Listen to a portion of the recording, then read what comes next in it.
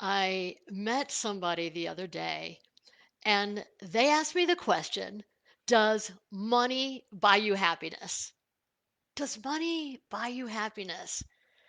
And I had to pause and think about it for a minute because I'm thinking, yeah, like hell yeah, like yes, yes, and yes, but it's nuanced.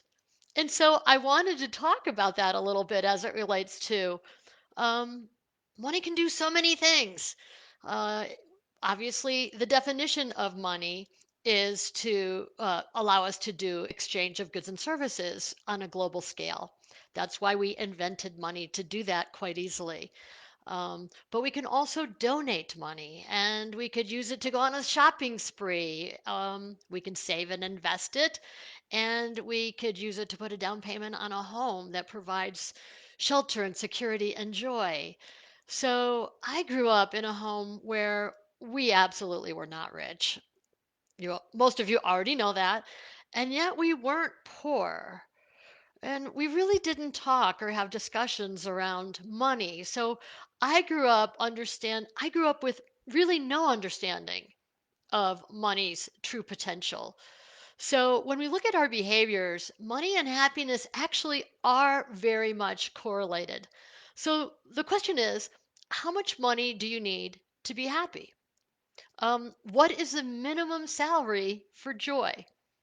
And there actually is data around this. It's dated a little bit. It was in 2010, but there's a Princeton study that tells us that the emotional well being can cost us about $75,000 for us to feel happy. So we got to have about $75,000 to pay our basic living expenses of food, clothing, and shelter. And after that, our emotional well being tends to be satisfied. So, as satisfaction increases, it doesn't necessarily mean your day to day happiness will increase when your income does.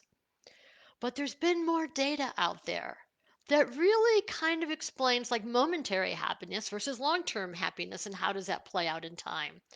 So perhaps we need to return to the level of happiness that we had before we got that promotion or that high paying job. After all, the more you get, the more you think you may need to keep up with others, or you just feel like you deserve it. It's easy to fall into that trap when you spend so many years struggling to pay the bills, or to pay your school loans, or to just get ahead.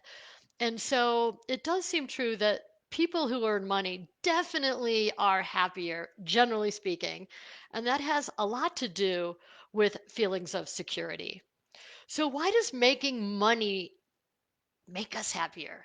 In part, obviously, you have more opportunities in life.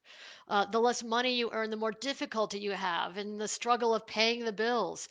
So momentary well-being, or how you feel day to day, appro- improves actually with the more you earn, which is what I kind of hit upon a little earlier. Is moment to moment, day to day, actually making more money does make us happier. So if you earn the money in a certain way, focusing on making money, on the other hand, is easy to lose sight and to create some negative trade offs. So it really is, if you are making a lot of money and you are in alignment with what's important to you and your values, then everything is in alignment. And yes, of course, it makes you happy. So essentially, there's no ultimate secret to happiness. Happiness shows up in many aspects of our lives, and money is just a piece of that. However, we have four money happiness strategies that tend to work for most people.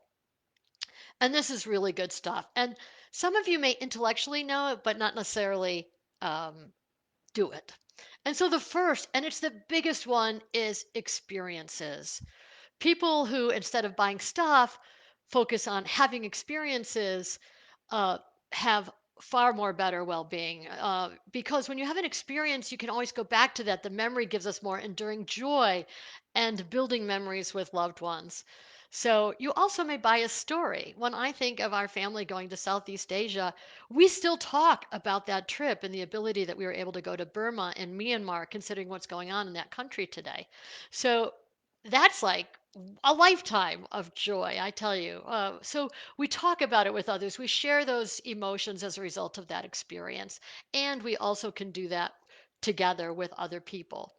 And then second is think about the your habitual purchases, taking a break from those purchases, buying instead of buying season tickets for a baseball game or a basketball game, just buy a few tickets for the season. And that way, when you have the game and it's a Sunday afternoon at 2 o'clock, you really love it and it's a gorgeous sunny day versus having season tickets and the weather may not be as nice. So make it more of a special event than these habitual purchases that we tend to buy. Uh, and then shakes things up a little bit. And then this is also a really good one. Buy time. People struggle with that because sometimes money feels like frivolous. However, instead of me cleaning my house, to have someone clean it for me actually gives me the ability to do other things and things that I love. So that is actually a really good trade-off on well-being. And that is something that I encourage our clients at Wealth Legacy Institute to really think about that trade off of buying time and what are the things in your life that buying for that makes a difference and adds happiness for you on the other side.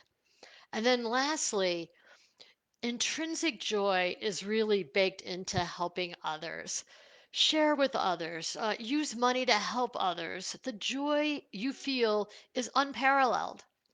So, human happiness, yep, it's complicated and fluid. And so we need to experiment with our own happiness. And those four strategies as we go into the holiday season hopefully will give you more inspiration as it relates to does money, in fact, buy you happiness? So, will you change your spending habits? Money does buy happiness to a point, but the truth is somewhere it's in between. It's up to you to find it. Thank you.